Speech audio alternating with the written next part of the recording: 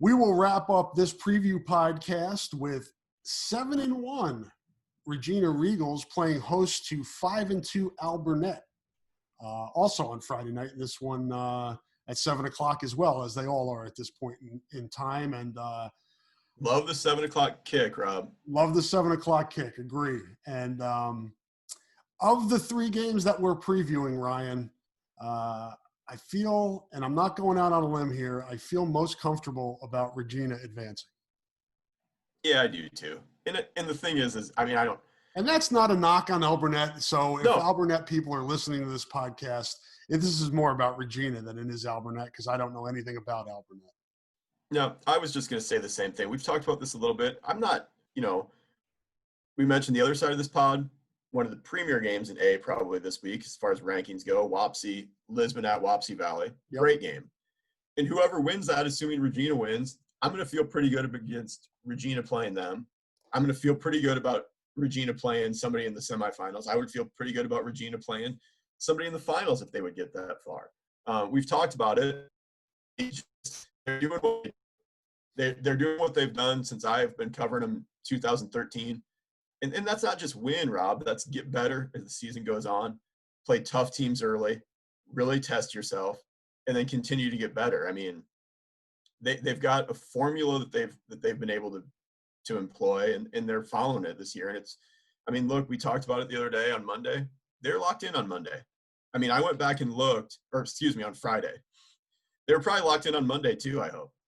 But I went back and looked, Rob. They're gave always up locked in. They gave up where is this at? They gave up 426 yards in week 4 to Wapello and 16 points. And Wapello averaged 7.3 yards a play. Okay. 286 rushing yards. That's second most that Regina had given up all year behind Pleasant Valley in week 1. Now that game was it wasn't overly close. I think it was already 2 or 3 touchdowns at halftime, and it ended up what was the final? 43-16. 43-16. So you gave up some yards in, I mean, whatever you want to call it. You gave up some yards, I'm assuming, when the game was over, when the game was decided.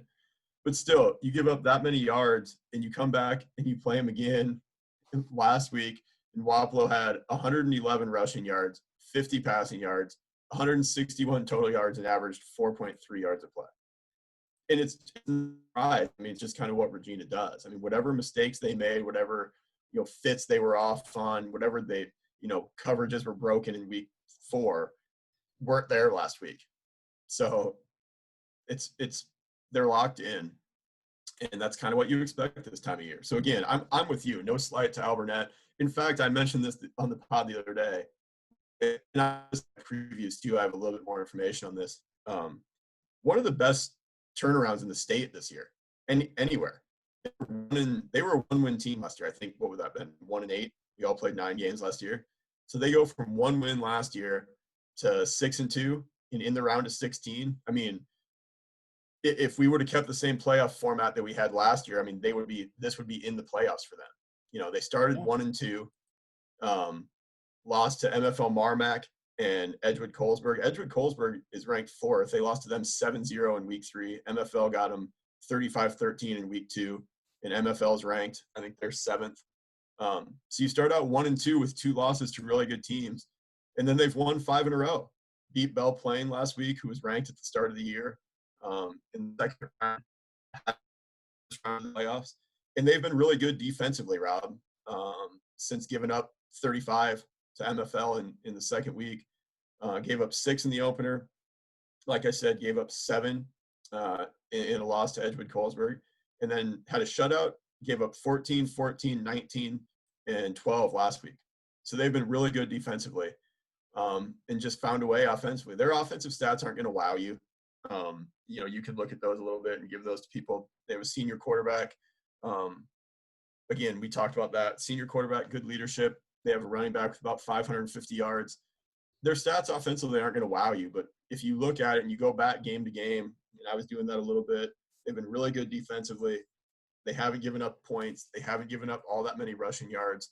So it's just they've done those things, but I was talking about it before with Coach Hartwig at West. They've done those things that you kind of have to do in the playoffs to win games. You look at it on paper, and Regina has the upper hand in most places, but playoff football, I will guarantee they're going to come out and play hard. And I'm sure, Marv Cook would tell you the same thing.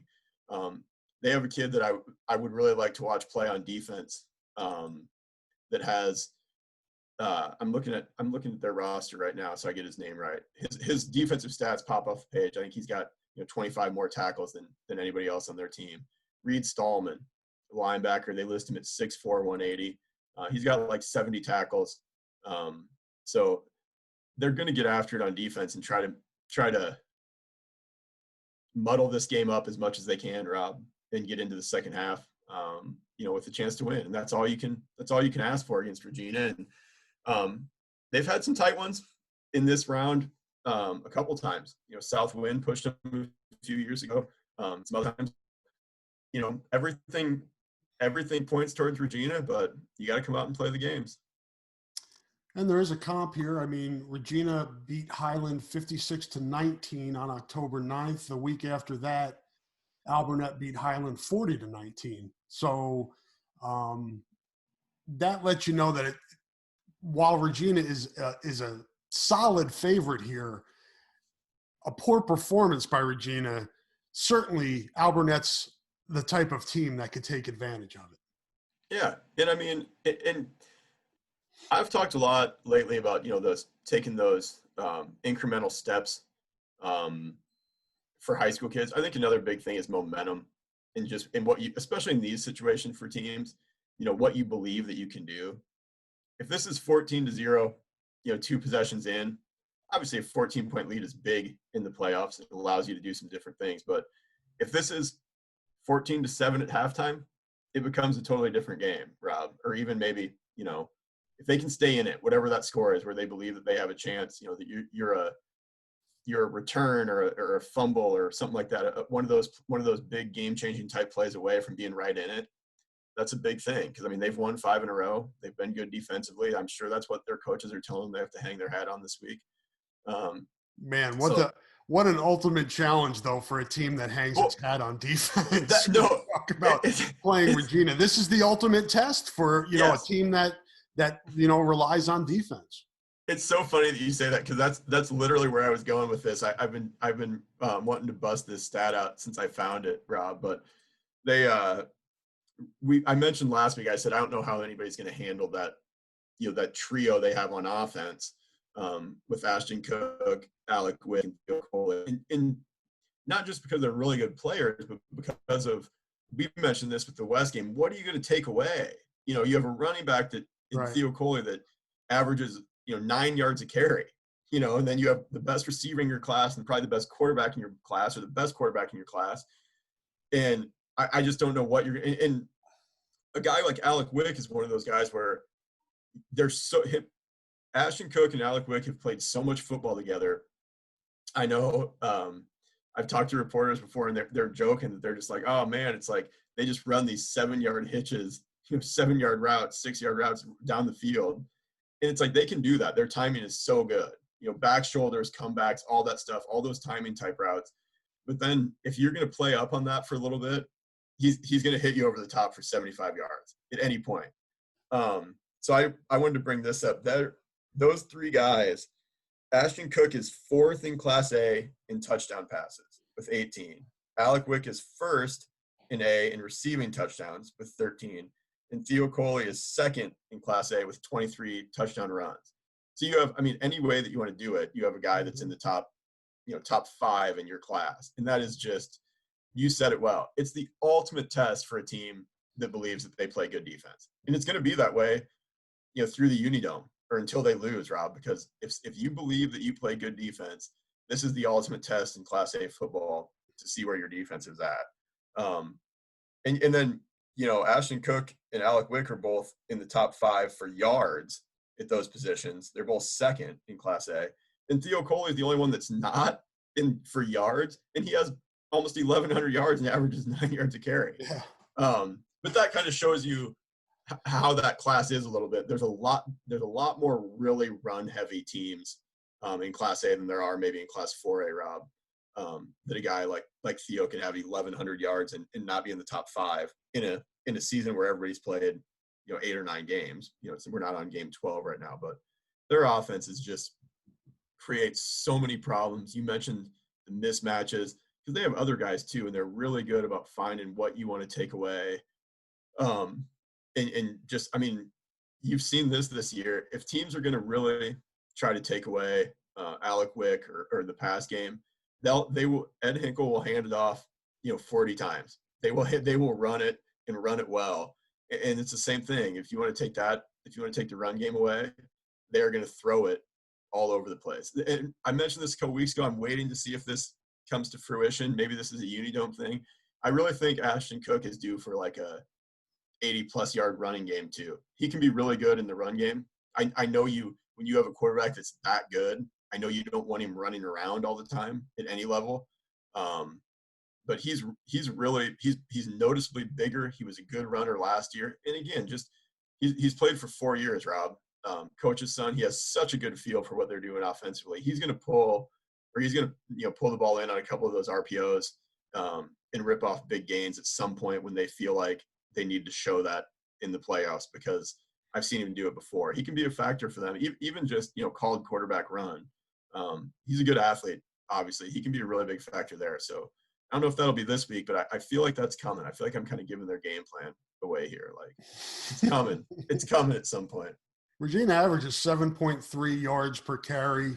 Alburnett 4.2 yards per carry. So that's kind of the bigger difference between these two teams is the yards per carry. And you feel like Alburnett's got to maybe shorten this game, be able to, maybe have some time-chewing, methodical drives where it moves the ball and keeps Regina's offense off the field. If Regina's defense plays well and gets its offense the ball a lot, this one won't be close. We mentioned it with City and West. You got to have long possessions. Excuse me. You're not going to score a touchdown on every possession. You got to have some long possessions. You got to possess the ball. I mean, you said it really well, but I think that's absolutely true. You got to be able to flip the field sometimes, maybe, if you don't get points. You can't give them short fields, and you got to just have those one or two. You got to avoid the 3 and outs. You got to avoid the drives that take a minute and a half off the clock and that type of thing. Regina offense is just too good. You hope you can get some stops, and just, I mean, it's kind of the cliche. You're not going to stop them, right? You got to slow them down a little bit. So you hope you can get a couple stops, get a couple turnovers, but you got to let your offense be your defense a little bit too. So I think you're right on with that, Rob. Hunter Caves is the Alburnett quarterback. He is a senior. He's 47 of 113 on the season. That's 41.6 completion percentage for 665, 14.1 yards per completion, 4 touchdowns and 4 interceptions. Leading rusher is Shane Neighbor, also a senior, 93 carries, 550 yards, 5.9 yards per rush, and 5 touchdowns. Hunter Caves also has 5 touchdowns on the ground. Yeah, we mentioned the Regina offense so much. They've been pretty good on defense. I mean, they really have. I think they're giving up about 260 yards a game, 18.5 points. So they've been – and when you go back and look, they gave up 45 in the opener to Pleasant Valley. They've got a couple shutouts in their last 6 games. So haven't given up more than 26. I think they gave up 26 in that Lisbon game that you were at. So they've been good defensively. And for Regina, it's kind of you mentioned it. If their defense can get some stops early and get the ball to their offense, that's kind of the catalyst for them. And they've been pretty good at taking the ball away too. So that's obviously something to watch out for. These teams have met 3 times, Ryan, the last time being in 2014. I'm assuming they were in the same district because they played in 12, 13, and 14, Regina winning all 3 handily. I don't remember. I was wondering if they were after 2013 when I started covering, so I don't remember those games. Which I very well could have sat and watched all of them and don't remember. October 29th, 1914, where were you?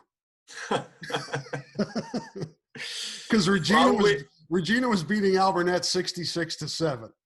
I was probably at a high school football game. Chances are really good. If that was a Friday night in the fall, I'm sure I was. In fact, I think I've missed two.